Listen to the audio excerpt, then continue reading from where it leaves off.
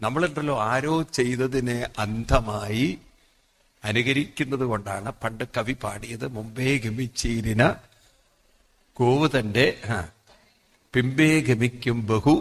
അതെത്ര സത്യമാണെന്നറിയോ? 101% സത്യമാണത്. നിങ്ങള് പ്രത്യേകിച്ച് നിങ്ങൾ മറ്റേതെങ്കിലും ക്ഷേത്രങ്ങളിൽ നോർത്തിലൊക്കെ പോകും, അവിടെ ആരെങ്കിലും ഒന്ന് കുമ്പിട്ടിട്ട് ഒന്ന് കുനിഞ്ഞ് വിചാരിക്കുക. അത് കാണുമ്പോൾ നിങ്ങളും വിചാരിക്കും അവിടെയാണ് കുനിയേണ്ടതെന്ന്. ഒരുപക്ഷെ അയാളുടെ പോക്കറ്റിൽ നിന്ന് വല്ലതും വീണിട്ട് അത് എടുക്കുകയായിരിക്കും.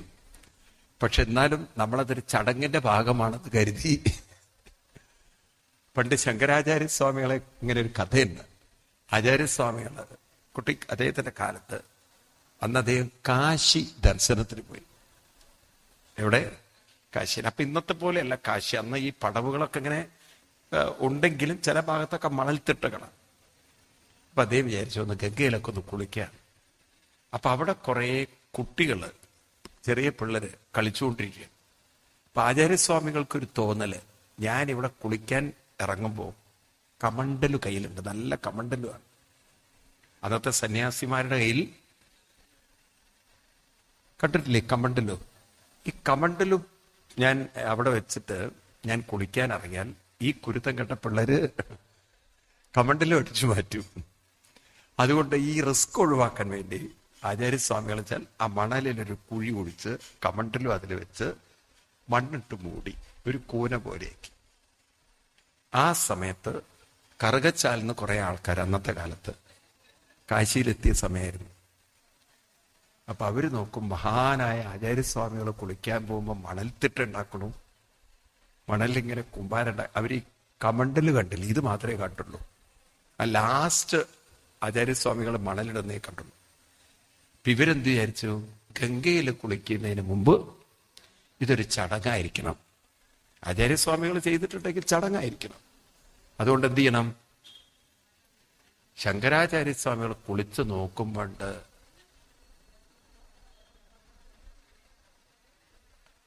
ബാക്കി ഞാൻ പറയണോ? ഒരു 19 മണൽക്കൂനകള്. ആചാര്യസ്വാമികൾ ഞാൻ ഇനി മാന്താൻ പോയാൽ ഈ വർഗം മൊത്തം മാന്താൻ തുടങ്ങും. അതാണ് നമ്മുടെ ഹിന്ദു എന്ന ജന്തുവിന്റെ സ്വഭാവം. കാര്യങ്ങൾ മനസ്സിലാക്കി ചെയ്യുന്നവർ വളരെ കുറവാ. ആരെങ്കിലും അങ്ങോട്ട് ചെയ്യുന്നത് കണ്ടാൽ പിന്നെ ഒരാൾ തേങ്ങ എറിയുന്നത് കണ്ടു കഴിഞ്ഞാൽ അടുത്ത ആളും തേങ്ങ എറിയും. മനസ്സിലായില്ലേ? ഈ ശബരിമലയിലൊക്കെയാണ്, നിങ്ങൾക്ക് ഇപ്പോഴത്തെ ഒരു അവസ്ഥയ്ക്കൊന്ന് പോയി കാണണം. ചില സമയത്തുണ്ടല്ലോ അവിടെ ആ തേങ്ങ എറിഞ്ഞിട്ടാണല്ലോ 18-ാം പടി കയറുക. ഒരുത്തണ്ട് സ്വാമിയെന്ന് പറഞ്ഞ ഒറ്റ ഏറാണ്. അതായത് തിരക്കാവുമ്പോഴേ ആൾക്കാർ പുറകുള്ള ആള് എറിഞ്ഞിട്ടാണ് ഇയാൾ അലറുന്നത്. കാരണം ആ സമയത്ത് ഫോൺ വന്നിരിക്കുകയായിരുന്നു. അപ്പം തേങ്ങ ഇടത് കയ്യിൽ വെച്ചിട്ട് വലത് കയ്യിൽ ഫോണും പിടിച്ചിട്ട് ആ സമയത്ത് ആ പുറകിലെ സ്വാമി പറയണത് പോവും, മുന്നോട്ട് നീങ്ങും സ്വാമി. അപ്പൊ സ്വാമിയെന്നും പറഞ്ഞ പുറകിലുള്ളവരും വിളിച്ചു. ഇയാൾക്ക് ആവേശം കൂടിപ്പോയി. പുറകിലുള്ള ഒരാള് ഈ തേങ്ങ എറിയുന്നിടത്ത് തേങ്ങ എറിയുമ്പോ എന്താ വിളിക്കുക? നീട്ടി സ്വാമിന്ന് പുറകിലുള്ള ഒരാൾ വിളിച്ചാൽ ഈ മുന്നിലുള്ള ആൾക്ക് തോന്നി എറിയേണ്ടത് ഒറ്റ ഏറ് പിന്നെയാണ് അയ്യോ എന്നും പറഞ്ഞ് അലറുന്നത്. കാരണം എറിഞ്ഞത് ഇതാണ്. ഒരുത്തൻ പറയണത് കേൾക്കുമ്പോ അതെന്താണ് ഏതാണെന്നുള്ളൊരു വകതിരിവ് പോലും ഇല്ലാതെ അങ്ങനെ കുറെ ജന്തുക്കൾ. ഞാൻ നിങ്ങളെ ചിരിപ്പിക്കല്ലേ, ഞാൻ എൻ്റെ ഒരു അനുഭവം പറയാം. ഞാനൊരു 2005 കൈലാസത്തിൽ പോവാണ്. ഇപ്പം എൻ്റെ കൂടെ ഒരു 40 പേരുണ്ട്. ഒരു 2005 കാര്യമാണ്. എത്ര വർഷമായി നോക്കൂ നിങ്ങൾ. അപ്പോ അവിടെ കൈലാസ്, നിങ്ങളാരും കേട്ടിട്ടുണ്ടോ അറിയില്ല, കൈലാഷ് മാനസരോവറൊക്കെ കേട്ടിട്ടുണ്ടോ നിങ്ങൾ? ടിബറ്റില് കേട്ടിട്ടുണ്ടോ?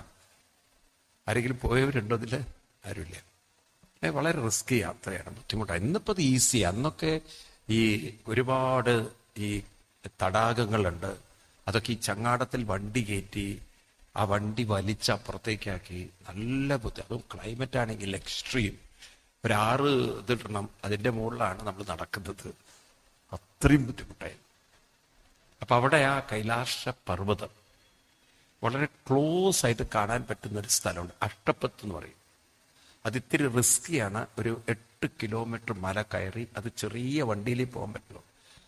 വളരെ റിസ്കിയാണ്. കന്ന് തെന്നി വീണാൽ എല്ല് പോലും നുറുക്കി എടുക്കാൻ കൊണ്ടുവരാൻ പറ്റില്ല. അത്രയും ഡീപ്സ് ഇതാണ്, സ്ലോപ്പാണ്. ഇപ്പം കുറച്ച് ആൾക്കാരൊക്കെ പോവാൻ ഞങ്ങൾ പെർമിഷൻ എടുത്ത് പോകാൻ വേണ്ടിയിട്ട് അവരങ്ങനെ വിടുകയില്ല എല്ലാവരും. അപ്പൊ എൻ്റെ കൂടെ ഈ 40 പേരും വന്നു. അപ്പൊ എത്ര വണ്ടി? ഒരു വണ്ടിയിൽ 5 പേരിൽ, കാരണം അത്ര ഹൈറ്റിലേക്ക് കാരണം വണ്ടി ഈ ലോഡ് വലിച്ച് കയറ്റണം. അപ്പൊ എനിക്ക് തോന്നുന്നു 10-20 വണ്ടിയിൽ ഞങ്ങൾ പോയി.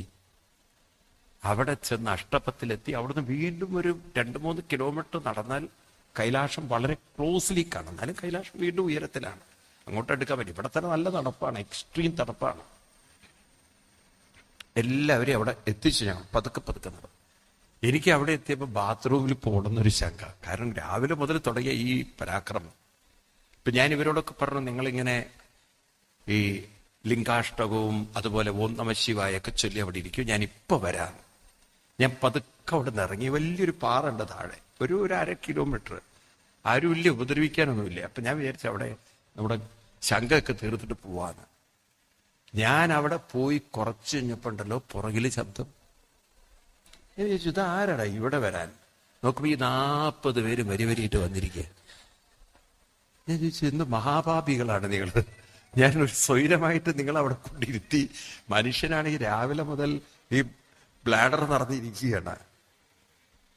നിങ്ങളോട് ആരാ ഇങ്ങോട്ട് വരാൻ പറഞ്ഞത്? അപ്പൊ അവര് പേര് പറയണ, സ്വാമി ഇത് പ്രദക്ഷിണം വെക്കാൻ വേണ്ടിയിട്ട് വന്നു എന്ന് വിചാരിച്ചിട്ടാ ഞങ്ങൾ വന്നത്. ഞാൻ തൊഴുതിട്ട് പറഞ്ഞു, ഞാൻ നിങ്ങളെ കാണാൻ ബാത്റൂമിൽ പോകാൻ നന്നായി. കാരണം നിങ്ങൾ നിരന്നിരുന്നിട്ടുണ്ടാവും എല്ലാം. കാരണം ഇതും ഇതിന്റെ ഒരു ചടങ്ങിന്റെ ഒരു ഭാഗമാണ്. ഇതാണ് നമ്മളെ ഹിന്ദു എന്ന് പറയുന്ന ജന്തു. അതായത് ആരെങ്കിലും എന്തെങ്കിലും ചെയ്യുന്നതിനെ അന്ധമായി അനുകരിക്കുന്ന ഒരു വർഗം. പാവം നമ്മുടെ കുട്ടികൾ ഇപ്പൊ അതാ ചെയ്യുന്നത്. നിങ്ങൾ കാണിക്കുന്നൊക്കെ അവരും കാണിക്കും. ശരിയല്ലേ ഇത്? ഇതിന്റെ അർത്ഥം മനസ്സിലാക്കുന്നവർ വളരെ കുറവാണ്. അതുകൊണ്ട് നമുക്കൊരു പുതിയൊരു സംസ്കൃതി ഉണ്ടാക്കണം. അതെന്താണ്? അമ്പലത്തിൽ പോയി ഒരു 108 തവണയെങ്കിലും പറയൂ, നാമം ജപിച്ചിട്ട് അതുവരെ പ്രദക്ഷിണം വയ്ക്കുക, നാമം കഴിയുന്നത് വരെ. എന്നിട്ട് നിങ്ങൾ അകത്ത് കയറി വന്ദിച്ച് നിങ്ങൾ പോയിക്കോളൂ. അതൊരു ശീലമാക്കി മാറ്റണം. മനസ്സിലായുണ്ട്? അതാണ് കൃഷ്ണൻ നമ്മളോട് പറഞ്ഞത്. കാരണം ഈ നാമത്തിലുള്ള ശ്രദ്ധ കൊണ്ട് മാത്രമേ വിഷമങ്ങളിലേക്കും പ്രയാസങ്ങളിലേക്കുമുള്ള ശ്രദ്ധയുടെ തീവ്രത കുറയ്ക്കാൻ പറ്റും. ഇതൊരു സയൻസാണ്. നോക്കൂ, നിങ്ങൾ പ്യുവർ സയൻസാണ്. നിങ്ങൾക്ക് മനസ്സിലാവും. ഒന്നിലേക്ക് ആകർഷണം കൂടുമ്പോൾ വേറൊന്നിലേക്കുള്ള ആകർഷണം കുറയും. അത് എല്ലാവർക്കും ഉള്ളൊരു അനുഭവമാണ്. കൊച്ചുകുട്ടികള് അമ്മ എങ്ങനെ ഒട്ടിപ്പിടിച്ച് അള്ളിപ്പിടിച്ചിരിക്കും, കുഞ്ഞായിരിക്കും. അത് കഴിഞ്ഞ് കളിപ്പാട്ടങ്ങളിലേക്കൊക്കെ ശ്രദ്ധ പോയി, അമ്മയോടുള്ള ഒട്ടലിന്റെ തീവ്രത കുറച്ചൊന്ന് കുറഞ്ഞു. അത് കഴിഞ്ഞ് ഫ്രണ്ട്സിലേക്കുള്ള ശ്രദ്ധ വന്നു, അപ്പോഴേക്കും കളിപ്പാട്ടങ്ങളോടൊക്കെ ഉള്ളൊരു ശ്രദ്ധ കുറഞ്ഞു. അത് കഴിഞ്ഞ് തോണ്ടുന്നതിനോട് ശ്രദ്ധ വന്നു. പിന്നെ അതിന് അല്ലെങ്കിൽ ഈ ടി വിയിലുള്ള ഒരു കാർട്ടൂണിലേക്ക് ശ്രദ്ധ പോയി. പിന്നെ അതിന് ഫ്രണ്ട്സും വേണ്ട, ഒന്നും വേണ്ട, അതിന്റെ മുന്നിൽ അങ്ങനെ ഇരുന്നാൽ മതി. പിന്നെ അത് കഴിഞ്ഞ് അത് ഓരോരോ കാര്യത്തിൽ അങ്ങനെ എൻഗേജ്ഡായി. ഇല്ലേ? ശരിയല്ലേ? പിന്നെ ഒരു 10, 20, 22 വയസ്സാകുമ്പം അത് തോണ്ടി ഒരുത്തിയെ കിട്ടി. പിന്നെ അതിലങ്ങനെ ശ്രദ്ധ പോയി. പിന്നെ അമ്മയും വേണ്ട, അച്ഛനും വേണ്ട, അത് മാത്രം മതി. ശരിയാണോ? ആണോ? ഒന്നിലേക്ക് ആകർഷണം വരുമ്പോൾ വേറൊന്നിലേക്കുള്ള ആകർഷണത്തിന്റെ തീവ്രത കുറയുന്നുണ്ടോ ഇല്ലയോ? ഇങ്ങനെ നമ്മൾ നാമത്തിലേക്ക് ആകർഷണം കൊണ്ടുവന്നാൽ നമ്മുടെ ജീവിതത്തിലെ ദുരിതങ്ങളിലേക്കുള്ള, വിഷമങ്ങളിലേക്കുള്ള, നിരാശകളിലേക്കുള്ള ആകർഷണത്തിന്റെ തീവ്രത, അതിന് നാമം ഒരു പരിഹാരമല്ലേ? അതൊരു മരുന്നല്ലേ? അതുകൊണ്ട് ഇതിനെ പറയാ, ഇതൊരു ഔഷധമാണ്, മെഡിസിനാണ്. നമുക്ക് പ്രഹ്ലാദൻ ഇത് പറഞ്ഞു തരും. നിങ്ങൾ പ്രഹ്ലാദ സ്തുതി എടുക്കുക. ഭാഗവതത്തിൽ 7-ാം സ്കന്ധത്തിൽ നമ്മൾ ഇന്നലെ വായിച്ചൊരു ഭാഗമാണ്. ഇന്നിപ്പോ നിങ്ങളുടെ കയ്യിൽ ആ വോളി ഉണ്ടോ അറിയില്ല, ഫസ്റ്റ് വോളിയാണ്. ആ ഫസ്റ്റ് വോള്യത്തില് വരുന്നതാണ് 9-ാമത് അധ്യായം. ഭാഗവതത്തിലെ ഏറ്റവും വലിയ സ്തുതിയാണ് പ്രഹ്ലാദ സ്തുതി. അപ്പൊ പ്രഹ്ലാദ സ്തുതിയിൽ പ്രഹ്ലാദൻ പറയും, യസ്മാത് പ്രിയ വിയോഗ സയോഗ ജന്മ ശോകാഗ്നിനാ സകലയോനിഷു ദഹ്യമാന ദുഃഖൌഷധം തദപി ദുഃഖമദദ്യാഹം ഭൂമൻ ഭ്രമാമിവത മേ തപദാസ്യയോഗം. പ്രിയയോഗം. ഇതെല്ലാവർക്കും ഉണ്ടാവുന്ന അനുഭവങ്ങളാ പറയുന്നത്. നമ്മൾ കൂടെയുള്ളവരൊക്കെ പ്രിയരായി കാണാം. പിന്നെ ആ പ്രിയര് നമ്മളിൽ നിന്നും അകന്നകന്നു പോകുമ്പോൾ മാനസികമായി ഒരു വിഷമം നമ്മളെ അലട്ടും. ഈ വിഷമം പിന്നീട് വിഷാദമാവും. വിഷമം വിഷാദമാകും. വിഷാദം ഒരു രോഗമാകും. മനസ്സിലാവുണ്ടല്ലോ? വിഷമം പിന്നീട് വിഷാദമാവും. വിഷാദം ഒരു രോഗമായി മാറും. ഇത് ഇന്ന് ധാരാളം നടന്നുകൊണ്ടിരിക്കുകയാണ്. ഇപ്പൊ നമ്മൾ കൊച്ചു കുട്ടികൾ മുതൽ നാമം പഠിപ്പിക്കാത്തതിന്റെ കുഴപ്പമാണ്. നമ്മുടെ കുട്ടികൾക്കുള്ള മൈഗ്രെയിൻ പ്രോബ്ലങ്ങള്, പെൺകുട്ടികൾക്ക് PCOD പ്രശ്നങ്ങള്, ഇതൊക്കെ നിങ്ങൾ വിചാരിക്കരുത് കേവലം ശരീരം മാത്രമാണ്. ശ്രദ്ധിക്കുക, മനസ്സിൽ നിരാശകളും വിഷമങ്ങളും വരുമ്പോൾ ശരീരത്തിന്റെ ഹോർമോൺ ഘടന, ശരീരത്തിന്റെ കെമിക്കൽ കോമ്പോസിഷൻ എല്ലാം നമ്മുടെ ശരീരത്തിൽ ഹാപ്പി ആയിരിക്കുന്ന സമയത്തുള്ള കെമിക്കൽ അല്ല വിഷമങ്ങളും ദുഃഖങ്ങളും. പല കെമിക്കലും നെഗറ്റീവായ ടോക്സിൻ കെമിക്കൽ നമ്മുടെ ശരീരത്തിൽ പറയൂ കൂടുതൽ വരും. അപ്പൊ ശരീരത്തിൽ ഡെപ്പോസിറ്റ് ചെയ്യുന്ന ഈ കെമിക്കൽസ് ഒക്കെ ബോഡിയിൽ എന്തെങ്കിലും ഇൻഫെക്ഷൻസ് ഉണ്ടാക്കും. അത് പല രീതിയിൽ റിഫ്ലക്റ്റ് ചെയ്യുന്നതാണ്. നമുക്ക് കൂടുതൽ തൈറോയിഡ് നിങ്ങൾ സ്ത്രീകളിലാണ് കാണും. ആണോ? ആണുങ്ങളെക്കാൾ കൂടുതൽ തൈറോയിഡ് പ്രശ്നം സ്ത്രീകളിലാണ് കാണും. ഇപ്പൊ എന്താ ഇത്രയധികം ഈ തൈറോയിഡ് ഗ്രന്ഥികളിൽ ഈ കെമിക്കൽ അടിഞ്ഞുകൂടുന്നത്? അതൊക്കെ ശരീരത്തിൽ എന്തുകൊണ്ട് പുറത്തേക്ക് പോകുന്നില്ല? അപ്പൊ ഇതിനൊക്കെ കാരണം അനാവശ്യമായിട്ടെടുക്കുന്ന ആവശ്യമില്ലാത്ത ചിന്തകളാണ്, ഈ നിരാശകളാണ്, അല്ലെങ്കിൽ കൂടുതൽ കൂടുതൽ എക്സ്പെക്ടേഷൻ. കാരണം സ്ത്രീകൾ ആണുങ്ങളെക്കാൾ കൂടുതൽ കുടുംബജീവിതത്തിൽ ഇൻവോൾവ് ചെയ്യും. മക്കളിൽ നിന്ന് പലതും എക്സ്പെക്ട് ചെയ്യും. മനസ്സിലാവുണ്ടല്ലോ? അതൊക്കെ വിചാരിച്ച പോലെ നടന്നില്ലെങ്കിൽ അതിനൊക്കെ റിയാക്ട് ചെയ്യും. ഈ റിയാക്ഷൻ ലെവൽ ആണിനേക്കാൾ കൂടുതൽ പറയൂ സ്ത്രീകളിലാണ്. അപ്പൊ ഈ റിയാക്ഷൻ ഒക്കെ നമ്മുടെ ശരീരത്തിലെ കെമിക്കൽ കോമ്പോസിഷൻ മാറ്റും. അപ്പൊ നമ്മൾ രോഗികളാവും.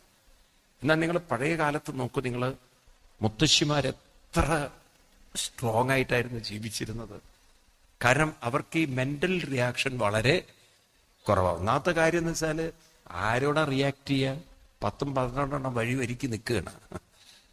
കാരണം അവർക്കുള്ള മെയിൻ ഒരു പ്രധാന തൊഴിലെന്ന് പറയുന്നത് വീട്ടിൽ ദാരിദ്ര്യം ധാരാളം ഉണ്ടായിരുന്നെങ്കിലും പ്രസവിക്കാൻ ദാരിദ്ര്യം ഉണ്ടായിരുന്നില്ല.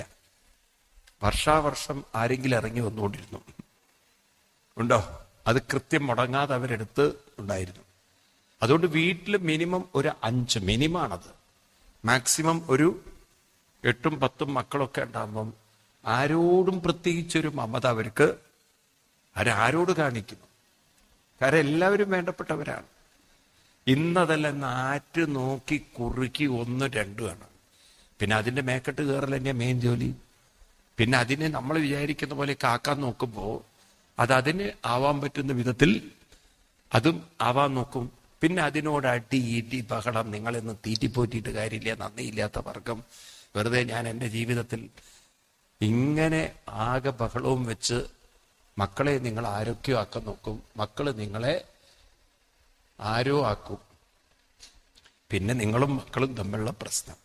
അപ്പൊ അതുകൊണ്ട് ഇത്തരം കാര്യങ്ങളൊക്കെ ശ്രദ്ധിക്കുക. ഭക്തി ഔഷധം, ഭക്തി ഒരു ഔഷധമായിട്ട് മാറണം. ഈ ഭക്തി ഔഷധം. ഭക്തി എന്ന് പറഞ്ഞാൽ എന്താണ് അർത്ഥം? ഭക്തി എന്ന് പറഞ്ഞാൽ എന്താ അർത്ഥം? നിങ്ങളൊക്കെ ഭക്തരാണോ? നിങ്ങൾക്ക് എന്നാ കൺഫ്യൂഷനായിപ്പം. ഭക്തി എന്ന് പറഞ്ഞാൽ ഇപ്പൊ എന്താ അർത്ഥം? ഭക്തിക്കൊരു നിർവചനം ഉണ്ടോ? ഭക്തി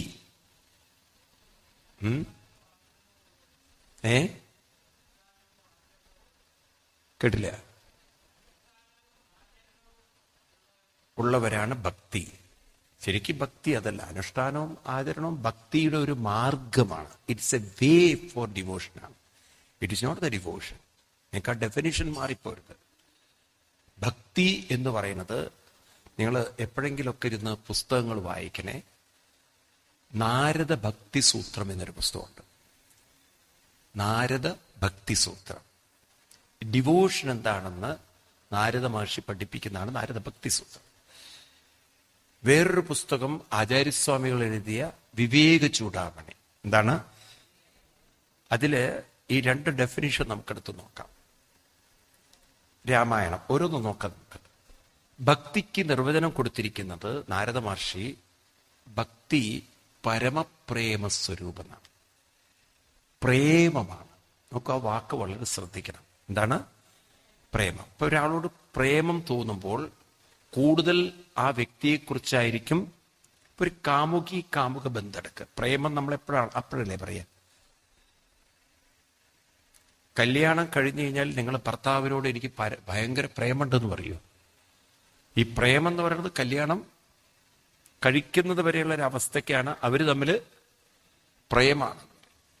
അപ്പൊ ഈ പ്രേമം എന്ന് പറയുമ്പോൾ അവിടെ ആരെയാണോ പ്രേമിക്കുന്നത് അവരെ കുറിച്ചുള്ള സ്മരണയുടെ തീവ്രത കുറയോ കൂടുമോ? ഒരു പയ്യനൊരു പെണ്ണിനോട് താല്പര്യം കൂടുമ്പോ ആ പയ്യൻ പെണ്ണിനെ കുറിച്ചുള്ള ആലോചന, ഇവൻ സ്വന്തം അമ്മയോ സ്വന്തം വീട്ടുകാരെ എണീറ്റോ എന്ന് അവന് പ്രശ്നമില്ല. അവള് കൃത്യമായിട്ട് എണീക്കുന്നുണ്ടോ, അവള് ഭക്ഷണം കഴിക്കുന്നുണ്ടോ, അമ്മ കഴിച്ചോ എന്ന് പോലും ചോദിക്കില്ല. എന്നാൽ ആരുടെ കാര്യത്തിൽ ശ്രദ്ധയുണ്ട്? അവളെ കാര്യത്തിൽ. അവക്കും ഇവന്റെ കാര്യത്തിൽ അവളൊന്ന് തുമ്മി എന്ന് പറഞ്ഞാൽ അപ്പ ഇവൻ മരുന്ന് അവിടെ എത്തിച്ചു കൊടുക്കും. എന്നാ അമ്മ 2 ദിവസമായിട്ട് തലവേദന പിടിച്ച് കിടക്കണേ, ആ തള്ളയ്ക്ക് എന്താ വട്ടാണ് തോന്നുന്നു. അതേ ഉള്ളൂ. ഈ പ്രേമം എത്ര കാലം തീവ്രതയിൽ നിൽക്കും? ഇനി അവര് കെട്ടാൻ തീരുമാനിച്ചു തമ്മില് പ്രേമം മൂത്തിട്ട് തമ്മിൽ കെട്ടിക്കഴിഞ്ഞിട്ട് ഒരാഴ്ച കഴിഞ്ഞിട്ട് ചോദിച്ചു നോക്കൂ, അവക്കെന്തോ തലവേദനയാണെന്ന് പറയണത് മരുന്ന് വേണം. വേണമെങ്കിൽ കഴിഞ്ഞോട്ടായിരുന്നു. പിന്നെ പ്രേമത്തിന്റെ തീവ്രതയൊക്കെ കുറഞ്ഞു. അങ്ങനെയല്ലേ? ഇപ്പൊ പ്രേമം എന്ന്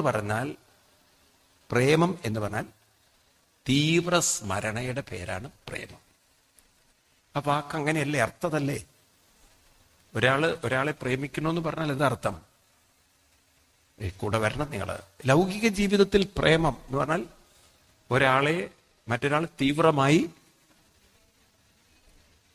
സ്നേഹിക്കുക എന്ന് പറഞ്ഞാൽ എന്താണ്? സ്മരിക്കുക, എപ്പോഴും മനസ്സിൽ ഓർക്കുക. തീവ്രമായ ഓർമ്മയാണ്, തീവ്രമായ സ്മരണയാണ് ഏത്? അവർക്ക് പറയൂ, ശരിയാണോ അല്ലയോ? ഭക്തി പരമപ്രേമമാണെന്ന് പറഞ്ഞാൽ എന്താ അർത്ഥം? ഭക്തി. അപ്പൊ എന്താ ഭക്തി എന്ന് പറഞ്ഞാൽ? ഭഗവാനെ, അല്ലെങ്കിൽ ഭഗവാൻ എന്ന് പറഞ്ഞാൽ നമ്മൾ എപ്പോഴും ഓർക്കണം, ഭഗവാനെ നമുക്ക് കണ്ടുകൊണ്ട് കാണാൻ പറ്റില്ല. അപ്പം ഭഗവാനിലേക്ക് എത്താനുള്ള ഒരേ ഒരു വഴി ഏത് മാത്രമേ ഉള്ളൂ? ഉറക്കെ പറയൂ, നാമം മാത്രമേ ഉള്ളൂ. ഭഗവാനിലേക്ക് എത്താനുള്ള മീഡിയം നാമം മാത്രമേ ഉള്ളൂ. നിങ്ങൾക്ക് ഇത്തരം ശ്ലോകങ്ങളൊക്കെ നിങ്ങളുടെ തലയിലേക്ക് ഒന്ന് ഉറക്കണമെങ്കിൽ നിങ്ങൾ ഭാഗവതം പഠിക്കണം. നിങ്ങളുടെ കയ്യിൽ 2nd വോളിയം ഭാഗവതം ഉണ്ടോ? 2nd volume. കൃഷ്ണൻ ഉദ്ധവരോട് പറഞ്ഞു കൊടുക്കുന്ന ശ്ലോകമുണ്ട്. അതില് 11ാമത് സ്കന്ധം 14ാമത് അധ്യായം, ഏറ്റവും അവസാന ഭാഗത്താണ് വരിക. 11ാമത് സ്കന്ധം 14ാമത് അധ്യായം 27ാമത് ശ്ലോകം. 11, 14, 14ാം അധ്യായം 27ാമത് ശ്ലോകം. കാണുന്നുണ്ടോ? കിട്ടിയോ ആർക്കെങ്കിലും? 11 കിട്ടി. എന്താണ് ആ ശ്ലോകം?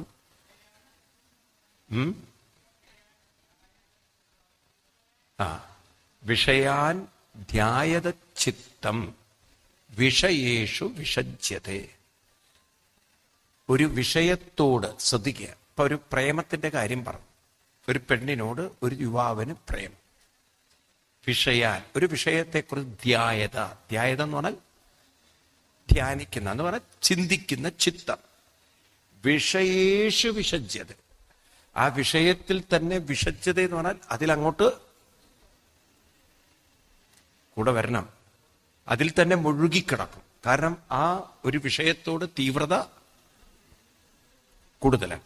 അതേ തീവ്രത മാം അനുസ്മരത് ചിത്തം.